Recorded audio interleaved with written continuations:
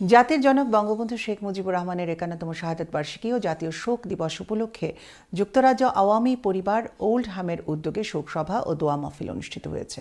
বিস্তারিত জানাচ্ছেন আমাদের ওল্ডহ্যাম প্রতিনিধি মোহাম্মদ শামীম আহমেদ। ওল্ডহ্যামের স্থানীয় এক রেস্টুরেন্টে আয়োজিত এ অনুষ্ঠানে আওয়ামী লীগ সহযোগী সংগঠনের নেতৃবৃন্দ, বিভিন্ন সামাজিক ও সাংস্কৃতিক সংগঠনের নেতাকর্মী এবং বাঙালি কমিউনিটির প্রতিনিধিরা অংশগ্রহণ করেন।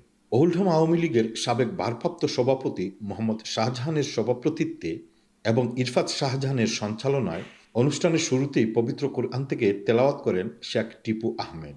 অনুষ্ঠানে ভার্চুয়ালি যুক্ত হয়ে বক্তব্য রাখেন যুক্তরাজ্য আওয়ামী লীগের সভাপতি আলহাজ জালাল উদ্দিন এবং সিলেট সিটি কর্পোরেশনের সাবেক মেয়র আনোয়ারুজ্জামান চৌধুরী। আলোচনা সভায় বক্তারা বঙ্গবন্ধু শেখ মুজিবুর রহমানের দীর্ঘ রাজনৈতিক জীবন, বাঙালি অধিকার আদায়ের সংগ্রাম, মহান মুক্তিযুদ্ধ ও বাংলাদেশের স্বাধীনতা অর্জনে তার অবিস্মরণীয় অবদানের কথা গভীর শ্রদ্ধার সঙ্গে স্মরণ করেন। একই সঙ্গে ১৯৭৫ সালের ১৫ই আগস্টে মর্মান্তিক হত্যাকাণ্ডের স্মৃতিচারণ করেন। অনুষ্ঠানে বঙ্গবন্ধু শেখ মুজিবুর রহমান, বঙ্গমাতা শেখ ফজিলাতুন্নেসা মুজিব সহ ১৫ই আগস্টের সকল শহীদদের আত্মার মাগফিরাত কামনা করে বিশেষ দোয়া ও মুনাজাত করা হয়। Mohammad Shamim Ahmed, channel S news, Oldham.